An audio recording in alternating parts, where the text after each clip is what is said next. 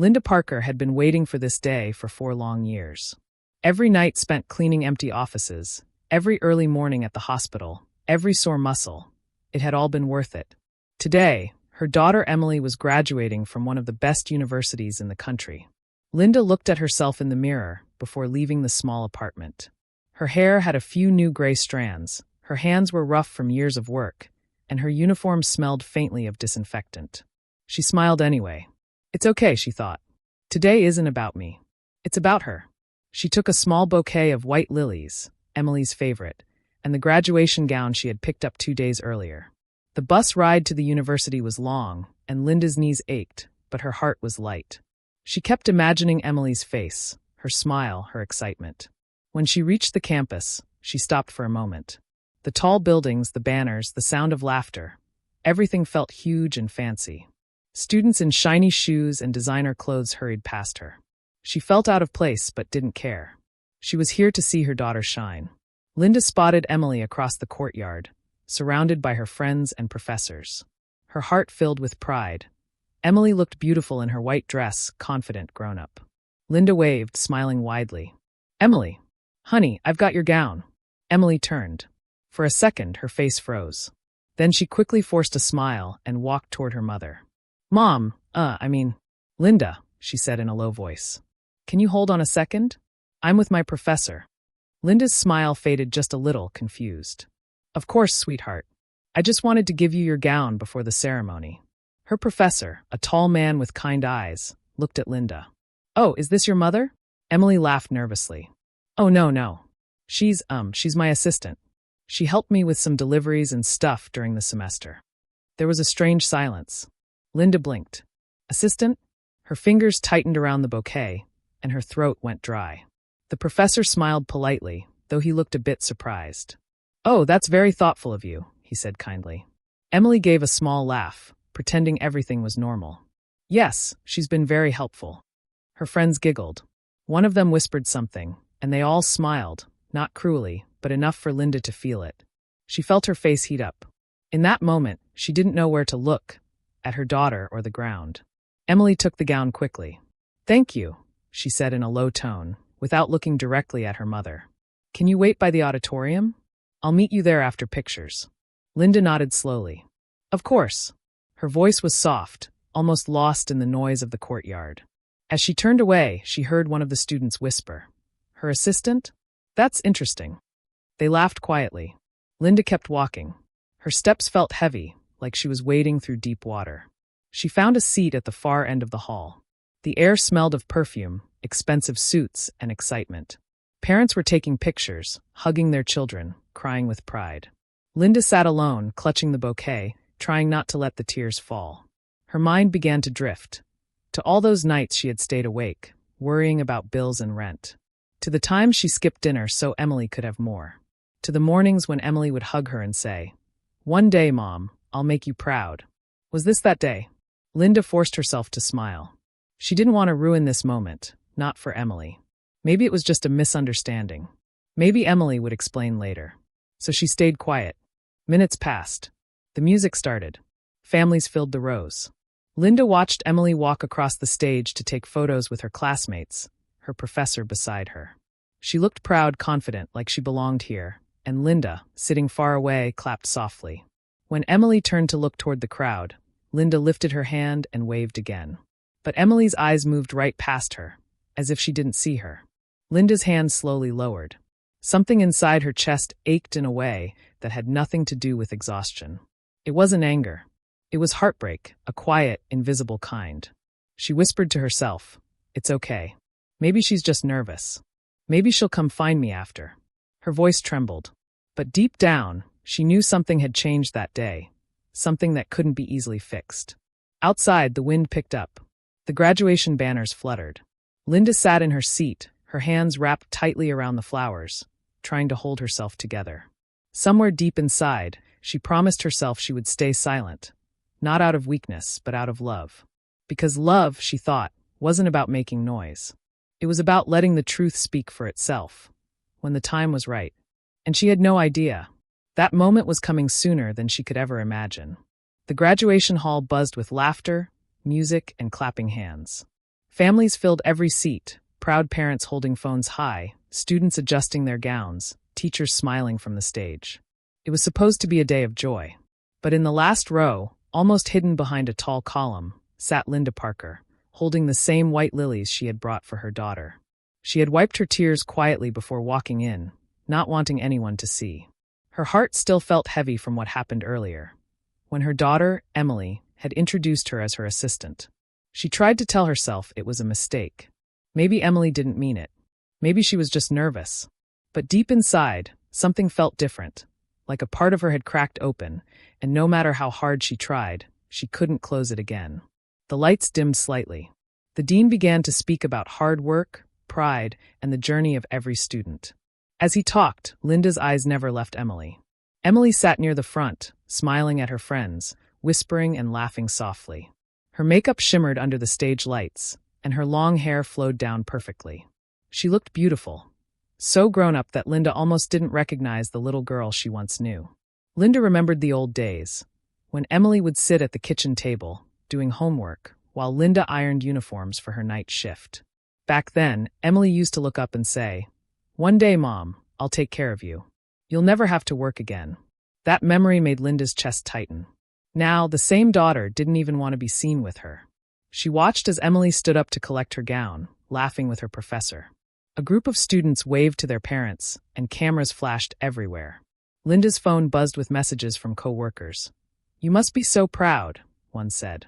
She typed back, "Yes, I am." Her hands shook as she pressed send. When Emily's name was called, the hall erupted in cheers. She walked gracefully across the stage, shaking hands, posing for photos, beaming like a star. Everyone was clapping. Everyone except Linda, who clapped softly, with tears sliding silently down her cheeks. For a moment, Emily turned toward the audience and smiled. Her eyes scanned the crowd, over the rows of happy parents, waving friends, and proud faces. Then they brushed past Linda like she wasn't even there. That smile, the one meant for everyone else, cut deeper than any insult. It was a smile that hurt. Linda lowered her eyes, trying to breathe normally. Her heart whispered things she didn't want to hear. "You don't belong here. She doesn't need you anymore."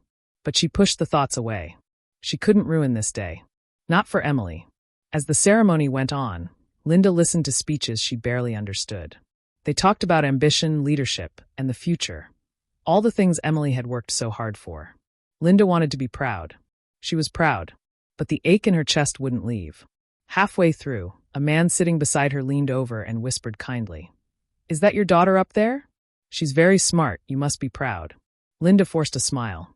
"Yes, very proud." The man smiled back, not noticing how hard she swallowed before saying it. When the graduates threw their caps into the air, the whole hall cheered. People hugged, took photos, and cried happy tears. Linda stood slowly, her legs stiff. She wanted to rush forward, to hug Emily tight like she did when she was a child. But she stopped herself.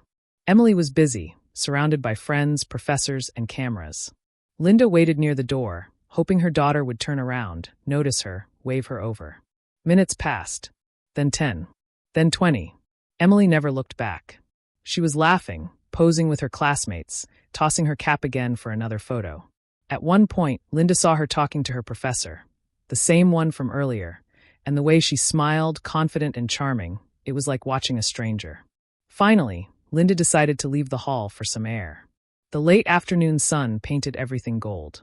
She sat on a bench near the fountain, listening to the water splash softly.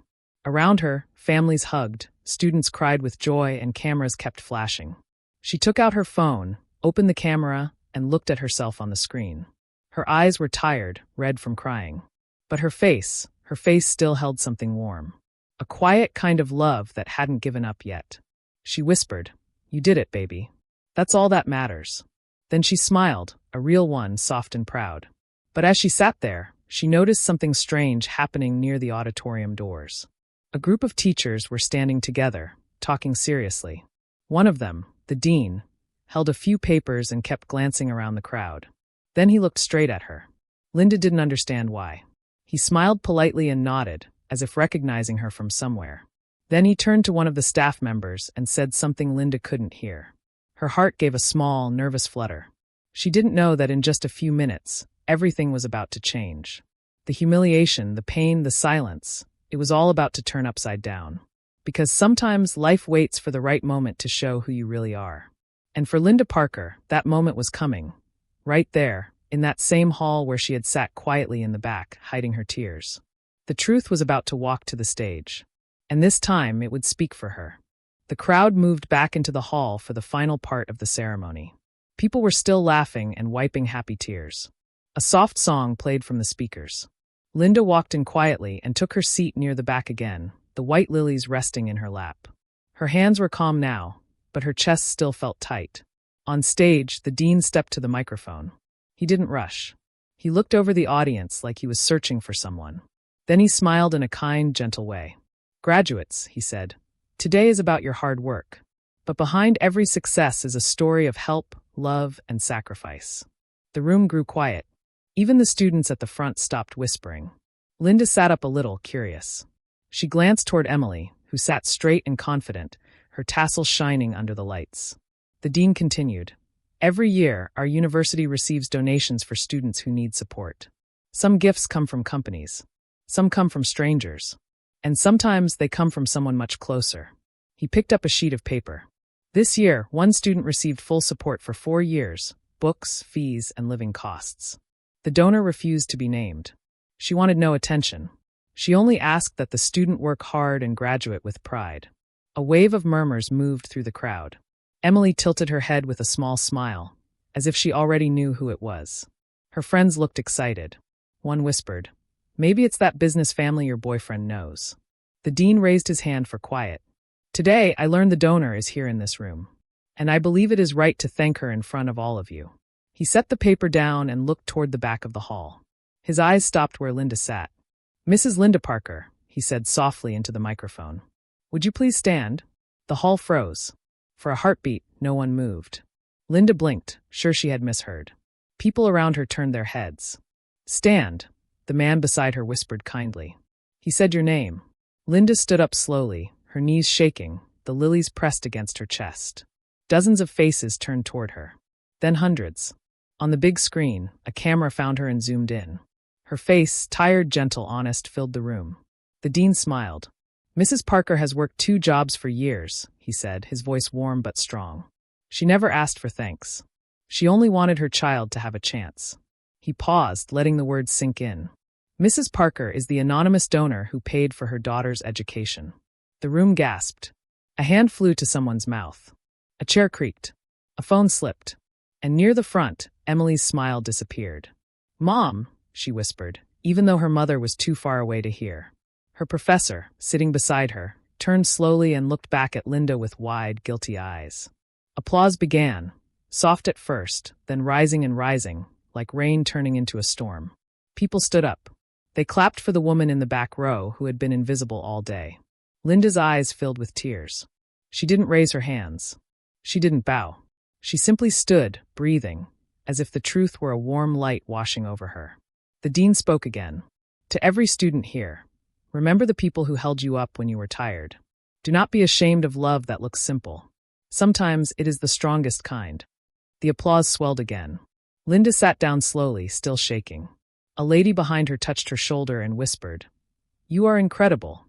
Linda nodded, unable to speak. At the front, Emily's face turned red, then pale, then red again. Her friends stared at her, confused. She tried to clap, but her hands wouldn't move. Her throat felt tight, like someone had tied a knot inside it. The dean finished his speech with a blessing for the graduates. People wiped their eyes. Students hugged their parents. But where Emily stood, her body felt heavy, like it was made of stone. She remembered the courtyard. She remembered the lie. "This is my assistant," she had said. And now the whole hall knew who that assistant really was. Professor Reynolds leaned closer and spoke quietly. "Emily, is Mrs. Parker your?"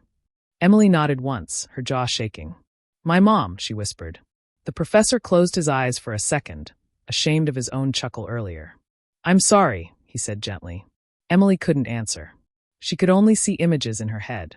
Her mother's shoes with worn-out soles. The late-night texts, "Did you eat? Get some rest." The bouquet of lilies in her hands that morning. The small smile. The hurt in her eyes. The ceremony ended. The crowd poured out in waves. People walked past Linda and smiled, some even stopping to say congratulations, or, you are an inspiration. Linda thanked them softly, but her eyes were searching for one face only. Then she saw Emily at the far end of the hall, standing still while everyone moved around her. Their eyes met. For the first time that day, Emily didn't look away. She took a step forward, then another, then stopped. She couldn't make her feet move any farther. Her throat burned with words that wouldn't come out. The lies, the pride, the shame, they all sat heavy inside her. Linda took a breath, the kind you take before a painful truth. But she didn't walk toward Emily. She let the moment breathe. She let her daughter feel it. Because love didn't need to rush in and clean the mess. Sometimes love waited and let the truth do its work. Outside, the sun had started to set. Golden light spilled across the floor through high windows, turning dust into glitter. The hall looked softer, almost holy, like it understood what had just happened. The dean stepped down from the stage and came to Linda. "Thank you for letting us honor you," he said kindly. Linda shook her head. "I never wanted attention," she replied. "I only wanted her to finish." He nodded. "She did. Because of you." Linda smiled faintly. "Because of us," she said. "I just hope she remembers." As the last applause faded, a strange peace settled in Linda's chest.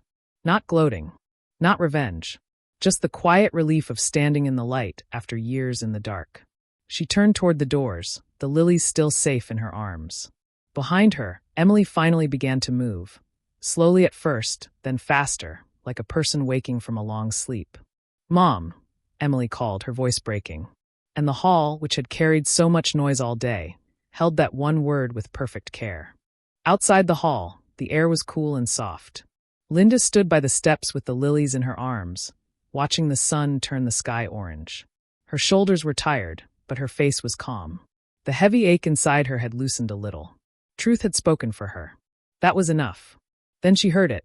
"Mom." Emily's voice, small, shaky, desperate. Linda turned. Emily walked fast at first, then slowed like her legs forgot how to move. Her makeup was smudged. Her hands trembled. She stopped a few feet away, as if an invisible wall stood between them. "I'm sorry," Emily said.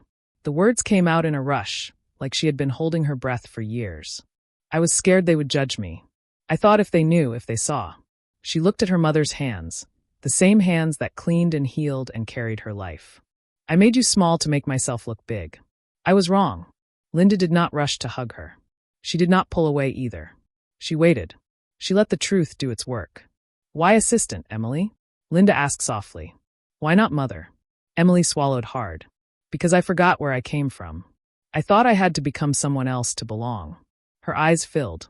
"But I don't belong anywhere if I'm ashamed of you." Silence sat between them, heavy, honest, needed. Behind them, people laughed, took photos, called for rides. Life went on. Finally, Linda spoke. "I gave you everything I had. Not so you could hide me, but so you could stand tall without lying." Her voice did not shake. "If you can't say I am your mother in the bright places, then you don't know who you are in the dark ones." Emily nodded, tears spilling now. "You're right." She took a breath that hurt. "Come back inside with me. Please." Linda studied her daughter's face, the pride, the fear, the little girl still hiding in the corners of a grown woman. "Only if you walk in truth," Linda said. "No more pretending." Emily wiped her cheeks. "No more pretending." They turned and walked together toward the doors. Inside, the hall was thinning, but many people still stood in clusters. Professors, students, families. The dean spoke with a staff member near the stage. When he saw Linda and Emily, he stepped forward. "Mrs. Parker," he greeted kindly. Then he looked to Emily. "And you must be." "My mother's daughter," Emily said, clear and steady. Her voice carried. Heads turned. Conversations paused. Emily stepped up to the microphone at the edge of the stage and asked, "May I say something?" The dean hesitated only a second, then nodded and gestured to the mic. The small sound system hummed to life. Emily looked out at the people who had clapped for her all day. "I lied," she said. "In the courtyard, I introduced my mom as my assistant. I was ashamed of her work, the very work that paid for my degree." She glanced back at Linda. "I was wrong. I was cruel. And I'm asking for her forgiveness in front of all of you." A hush fell like a blanket. Some students shifted, uncomfortable. Some parents smiled sadly, as if they knew this pain too. Professor Reynolds stared at the floor, his face red. Emily turned to her mother and spoke into the mic, but the words were meant for Linda alone. I want the world to know who you are. Not the quiet version. The real one. Then she faced the dean. Sir, can I ask for one more moment on stage? The dean studied her, then nodded. Yes. Emily took her graduation stole from around her neck and faced Linda. Will you wear this? She asked. Just for one photo. Just so I remember today the right way. Hands shook, both of theirs, as Linda let Emily place the stole across her shoulders. It looked simple. It felt holy.